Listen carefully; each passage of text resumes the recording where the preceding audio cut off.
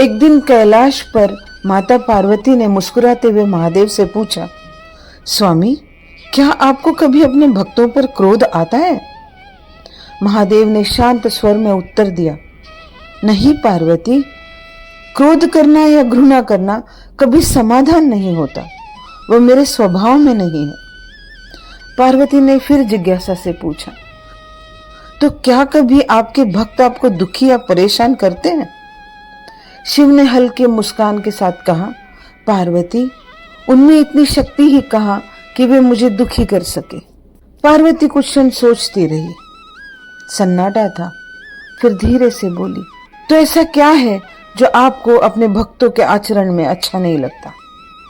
महादेव ने शांत भाव से कहा, कुछ भी ऐसा नहीं है जो मुझे क्रोधित करे, दुखी करे या मेरे मन को व्यतीत करे या भक्तों के प्रति मुझे कुछ निर्णय लेने पर मजबूर करे।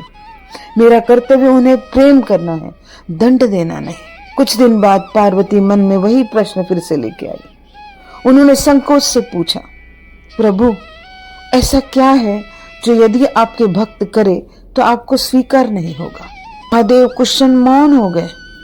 उन्होंने अपनी आंखें बंद की, गहरी सांस ली। उनकी आंखों से आंसू की एक बूंद ढलकी। कैलाश का वातावरण अचानक गंभीर हो गया और सब तरफ शांति फैली।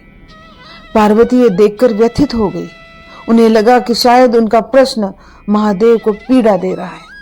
वो मौन होकर महादेव को देखने लगी। कुछ समय बाद महादेव ने भरे गले से कहा, पार्वती, मुझे एक ही बात स्वीकार नहीं है, जब शिष्य किसी गुरु से द्रोह करता है।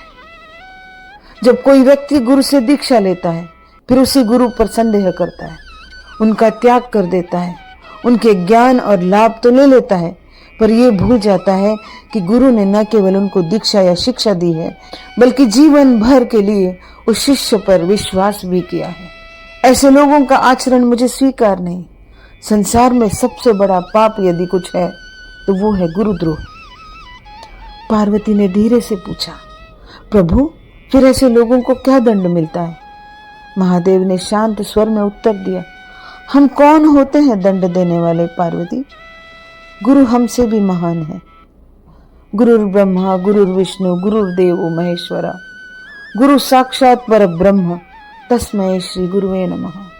और सच्चा गुरु कभी किसी को दंड नहीं देता। पार्वती देखती रही कि अगर दंड नहीं मिलता है तो भक्त तो उद्दंडता करेगा ही।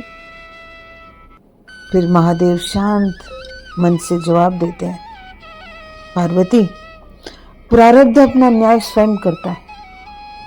ये सुनने के बाद कैलाश पर फिर गहरा मौन छा जाता है, वही मौन जिसमें सत्य स्वयं बोलता है।